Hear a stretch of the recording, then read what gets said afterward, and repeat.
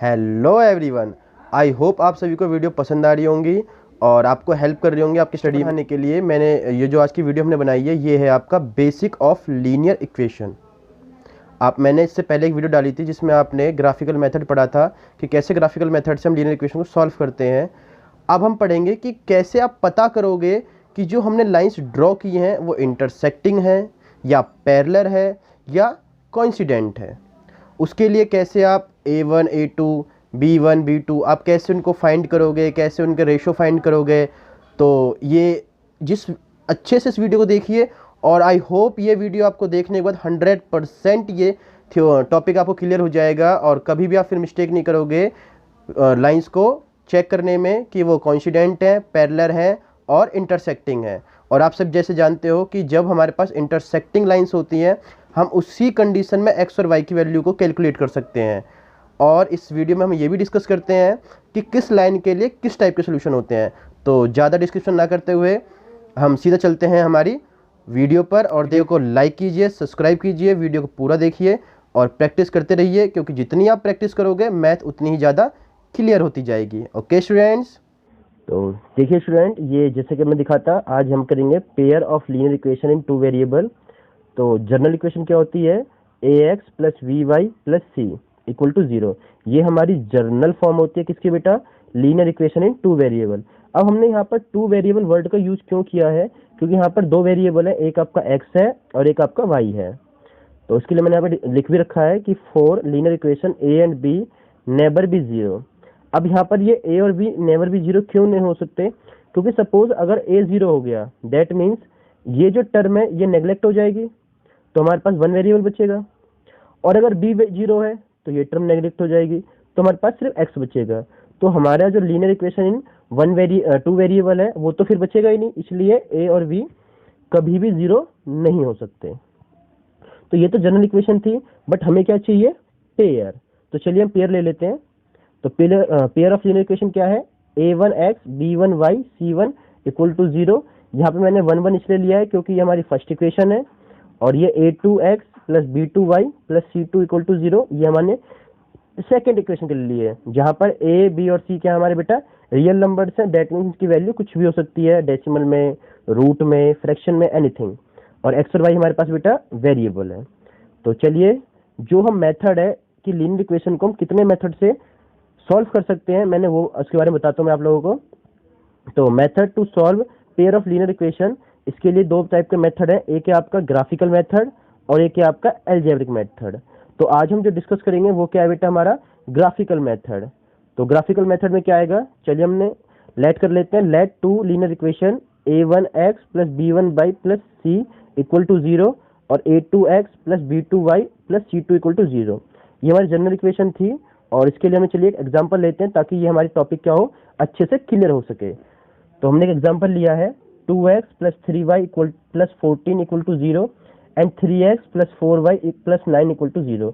तो यहाँ पर एक चीज़ बेटा नोटिस करनी है आप लोगों को कि सपोज अगर ये इक्वेशन इस टाइप से होती 2x plus 3y equal to 4, तो ग्राफिकल मेथड सॉल्व करने के लिए पहले हम क्या करेंगे, इस वाली टर्म को इस तरफ लेकर आते हैं, यानी कि हम इसे क्या करते हैं 2x plus 3y minus 4 equal to 0।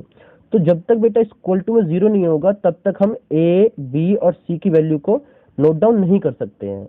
तो पहले हमें क्या करना होगा, अगर जो c की वैल्यू है इक्वल टू के राइट हैंड साइड में, तो हम उसे कहाँ लेकर आएंगे, लेफ्ट हैंड साइड में, और उसके बाद ही हम a, b और c की वैल्यू को लेट कर सकते हैं।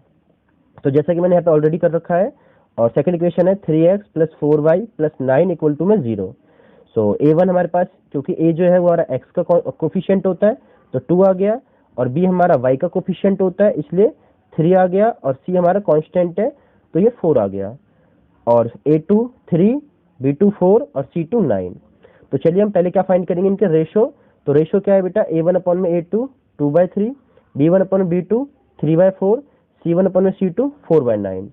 तो रेशो को हमने फाइंड कर लिया है, और रेशो चेक करने के लिए हमें करना क्या होगा बेटा कि पहले हम सिर्फ फर्स्ट टू टर्म्स देखते हैं, यानी कि पहले हम a1 a2 b1 b2 में देखते हैं कोई रिलेशन है या नहीं है।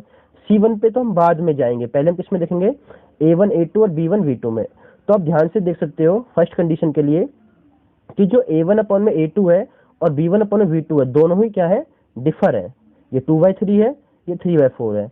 तो since 2/3 does not equal to 3/4, that means A1 upon में A2 नॉट इक्वल है B1 अपॉन में B2। अब जब ये दोनों इक्वल नहीं है तो इसका मतलब क्या हुआ कि जो नेचर ऑफ लाइंस है वो क्या होगा बेटा, आपका इंटरसेक्टिंग लाइंस।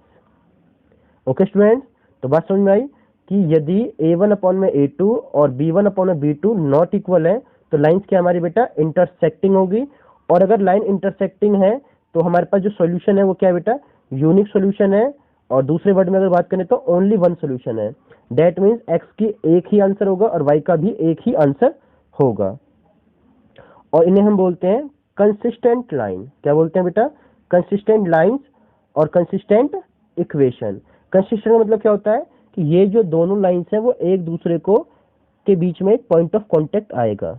ओके, तो अगर कंसिस्टेंट है दैट मीन्स दोनों लाइनों के बीच में क्या है, पॉइंट ऑफ कांटेक्ट है। तो चलिए हम सेकंड कंडीशन की बात करते हैं। तो सेकंड कंडीशन के लिए हमने एग्जांपल लिया है 2x + 3y + 4 इक्वल टू में 0 और 4x + 6y + 8 इक्वल टू में 0। तो जैसे मैंने बता रखा है बेटा कि A1 B1 C1 तो फर्स्ट इक्वेशन से और A2 B2 C2 second equation से। तो A1 हमारे पास 2 है, B1 हमारे पास 3 है, C1 हमारे पास 4 है, A2 हमारे पास 4 है, B2 हमारे पास 6 है और C2 हमारे पास 8 है। तो चलिए हम पहले रेशो फाइंड करते हैं इनका कि क्या है रेशो। तो रेशो फाइंड किया बेटा हमने A1 अपॉन में A2 तो 2/4 और कट किया 2 1 जा 2 2 2 जा 4 तो 1/2 आ गया। B1 अपॉन B2 फाइंड किया हमने तो 3/6 तो 1/2 यहाँ भी आ गया। और C1 अपॉन में C2 फाइंड किया तो क्या आ गया बेटा हमारे पास 4/8 और ये भी हमारे पास 1/2 आ गया। तो जैसे मैंने अभी आपको बताया कि C1 पे नहीं जाएंगे, हम पहले क्या देखेंगे A1 A2 और B1 B2। तो हम चलते देखते हैं तो A1 अपॉन में A2 का रेशो और B1 अपॉन में B2 का रेशो तो दोनों ही क्या है बेटा, सेम है। तो जब दोनों ही सेम है तो उस कंडीशन में हम फिर थर्ड टर्म को देखते हैं कि थर्ड टर्म क्या है हमारी। तो हमने फिर थर्ड टर्म का रेशियो देखा C1 अपॉन C2, ये भी क्या है बेटा 1/2 है। तो अब देख सकते हो आप तीनों ही रेशियो क्या है, बराबर है, A1 अपॉन में A2, B1 अपॉन में B2 और C1 अपॉन में C2। तो नाउ कंपेयरिंग तीनों ही रेशियो क्या है बेटा, इक्वल है। इसका मतलब क्या हुआ कि A1 अपॉन में A2 बराबर है B1 अपॉन में B2 और इक्वल टू है C1 अपॉन में C2। जब तीनों रेशियो इक्वल होते हैं उनको हम बोलते हैं कंसिस्टेंट लाइन। क्या बोलते हैं बेटा, कंसिस्टेंट लाइंस।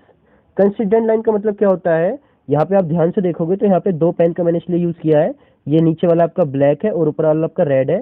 तो कंसिस्टेंट लाइन का मतलब क्या होता है कि एक लाइन के ऊपर ही दूसरी लाइन होना।